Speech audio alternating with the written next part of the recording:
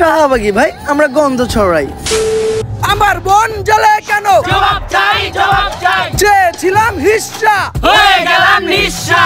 কাকা, আমার শাহবাগীদের ওখানে আন্দোলন চলছে, চলেন গিয়ে যোগ দেই। Wake up to reality. চেয়েছিলাম হিস্সা, হয়ে গেলাম বেশ্যা। চেয়েছিলাম হিস্সা। হেই ভাইরা, ওয়েলকাম ব্যাক। কি অবস্থা তোমাদের? তো যে ভিডিওটা তোমরা এতদিন ধরে খুঁজতেছিলা সেই ভিডিওটাই আসলে এইটা। আজকের এই ভিডিওতে ওমর অন ফায়ার আর শাহবাগী নিয়ে কথা হবে। ওমর অন ফায়ার মানে আমাদের ওমর ভাইরে নিয়ে কথা বলবো, কারণ ওমর ভাই একটা শাহবাগী নিয়ে ভিডিও দিচ্ছে। তোমরা হয়তোবা সবাই দেখছো, আমিও দেখছি ভাই, দুর্দান্ত একটা ভিডিও। মানে ভিডিওটা দেখার পরে তোমাদের কি ফিল হয়েছে আমি জানি না, বাট ওমর ভাইয়ের ওই ভিডিওটা দেখার পর আমার ফিল হইতাছিল, আমি ভাই কল্পনা করতে পারতেছিলাম যে ওমর ভাইয়ের যে কথাগুলো এক একটা চরের মতো, মানে ভাই একদম কথা বলতেছে শাহবাগীদের গানে এক একটা চর লাগতেছে। মানে শাহবাগীদের সামনে যে এত থাপড়াই দেওয়া পারতেছে না, ভিডিওর মাধ্যমে একবারে থাপড়াই দেয়। ওমর অন ফায়ারের এক একটা কথা একটা থাপ্পড়ের সময়, আর থাপড়াইতেছে কাদের? শাহবাগীদের। ঠিক আছে, আজকের ভিডিওতে আমি শাহবাগী নিয়েই কথা বলবো। তোমরাই মেবি এই ভিডিওটা চাইতেছিলা, তো চলো শাহবাগীদের একটু ম্যাগি মশলা লাগানো যাক। আরে ভাই, আরেকটা কথা, তোমরা কি জানো ম্যাঙ্গো টপ আপ আবার দুর্দান্ত একটা অফার নিয়ে এসেছে। এইবার শুধু সিজনাল না, লাইফ টাইম, মানে সব সময় চলবে আমাদের এই ডিসকাউন্ট অফার। প্রতি সপ্তাহে থাকছে বিভিন্ন প্রোডাক্টের বিশাল সার, যা আপনার পছন্দের গেমিং বা যে কোনো সার্ভিস নেওয়ার সেরা সুযোগ। আরো চমকপ্রদ অফার পেতে নজর রাখো আমাদের ওয়েবসাইট, সবসময় তোমাদের জন্য অফার থাকবে ভাই। লিংক কিন্তু কমেন্ট বক্সে দেওয়া আছে, একবার হলেও চেক করে দেখো। আমি এখান দিয়ে হেঁটে যাবো, আপনি নিরাপত্তা দিতে পারবেন আমার? ওকে, গুরুত্বপূর্ণ একটা কথা বললি। হ্যাঁ, তোর নিরাপত্তার বিষয় না তুই কথা বললি যে কেউ কি তোর নিরাপত্তা দিতে পারবো না। দেখ ভাই, এটা বাংলাদেশ পাই তো। আচ্ছা যাই হোক, তোর ভাই বলে আমি সম্বোধন করতেছি, এটা বাংলাদেশ। ঠিক আছে, বাংলাদেশ নিয়ে কেউ গ্যারান্টি দিতে পারে না, আমিও দিতেছি না যে বাংলাদেশ নিয়ে তোর গ্যারান্টি দিতেছি। এটা মনে করিস না, তাহলে তুই ভুল হবি। আমি বাংলাদেশ নিয়ে কোনো গ্যারান্টি দিতেছি না, বাট হ্যাঁ তোর বিষয়ে যদি বলো, তোর নিরাপত্তার বিষয়টা, তাহলে আমি বলতে পারি যে ভাই বাংলাদেশের রুচি এত খারাপ।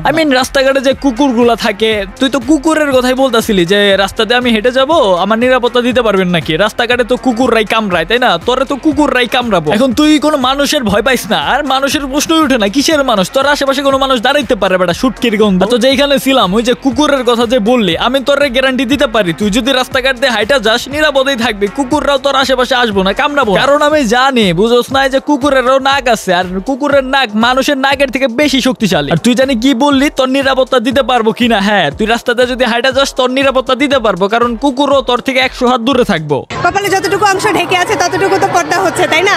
আমার মনে হয় পুরো মুখ জুড়ে টিপ পড়া উচিত। হুজুরদের আরো সাপোর্ট করা উচিত, যে বেশি বেশি টিপ পড়েন, এইটুকু তো পর্দা হচ্ছে।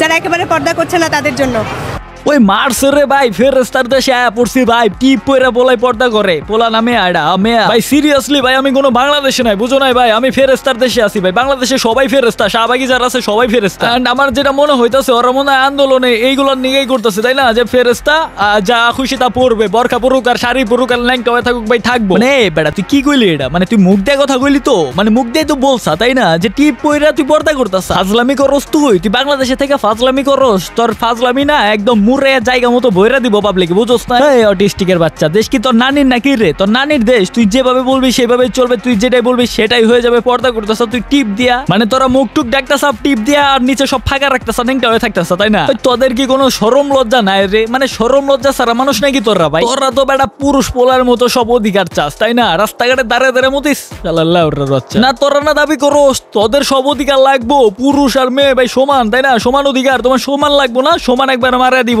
এক পোলায় ধূমপান করে তোমারও ধূমপান করতে হইব, তাই না? মানে ভাই, আমার মাঝে মধ্যে মনে হয়, আমি খবরে দেখি এইসব শাহবাগীদের যারা মনে করো আন্দোলন করে, ওদের দেখার পরে আমার মনে হয় না ওরা বাংলাদেশের কোনো প্রাণীর মধ্যে পড়ে ভাই, ওরা এলিয়েন। আসসালামু আলাইকুম আপু, আপনি হচ্ছে তো শাহবাগী, কেমন আছেন আপু? আপু আপনি কই থাকেন? তো আপু আপনি কি সবাই শাহবাগী বলে? আমি আপনার থেকে কিছু কোশ্চেন জানতে চাই, মানে হচ্ছে শাহবাগীদের সম্পর্কে মূলত। আচ্ছা, আগে আপনি ব্যাগ দিয়েই শুরু করি। আপনার হাতে দেখলাম একটা ব্যাগ, তো ব্যাগের মধ্যে হচ্ছে আপনার কি কি আছে আপু?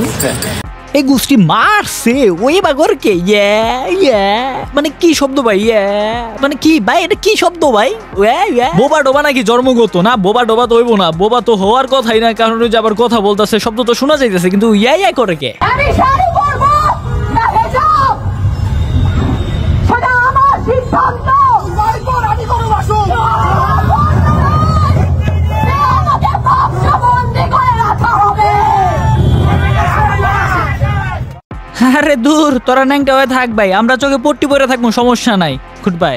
আমরা শাহবাগী তাই আমরা গন্ধ ছড়াই।